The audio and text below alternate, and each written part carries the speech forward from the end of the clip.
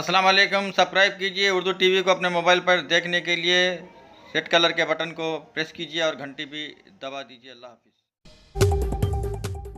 अस्सलाम वालेकुम रहमतुल्लाहि व बरकातुहू। नाज़रीन, आप देख रहे हैं उर्दू टीवी न्यूज़ चैनल में हूं आपके सामने सीनियर जर्नलिस्ट रफीक नूरी। आइए उर्दू टीवी न्यूज़ के खबरनामे में आपका खैर मुक़द्दम है। आइए देखते हैं आज के खबरों की तफसीलात। हल्का असम्बली संगारेड्डी में मुसलमानों की तायीद के बगैर किसी भी जमात की कामयाबी नामुमकिन।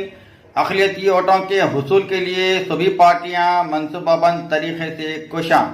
मौजूदा सियासी सूरत हाल पर उर्दू टीवी न्यूज़ संगारेड्डी की हल्के असम्बली संगारेड्डी में मुसलमानों के वोटों की तादाद काबिल लिहाज है और मुसलमानों के वोट अहमियत के हामिल हैं। मुसलमानों की तायीद के बगैर किसी भी जमात की कामयाबी नामुमकिन है। तमाम सियासी जमातें टीआरएस हो या कि कांग्रेस मुस्लिम वोटों के हुसूल के लिए मनसूबाबंद कोशिश कर रहे हैं। कांग्रेस और टीआरएस मुस्लिम इलाक़ों में अपनी इंतखाबी मुहिम बड़े ज़ोर शोर से चला रहे हैं और अक़लियती कन्वेंशन का भी इनेकाद अमल में लाते हुए मुसलमानों की तायीद हासिल करने के लिए एड़ी चोटी का जोर लगा रहे हैं। टीआरएस और कांग्रेस की अक़लियती कन्वेंशन में मुसलमानों की कसीर तादाद ने शिरकत की, जिसकी वजह से ये कहना बड़ा मुश्किल हो गया है कि मुस्लिम राय दहिंदे किसके हक़ में अपना वोट इस्तेमाल करेंगे।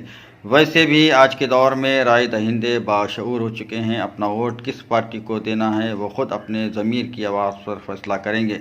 ये तो आने वाला वक्त ही बताएगा कि कौन सी सियासी पार्टी अक़लियतों के ज़्यादा से ज़्यादा वोट हासिल कर पाएगी और किसे कामयाबी मैसर हो सकती है।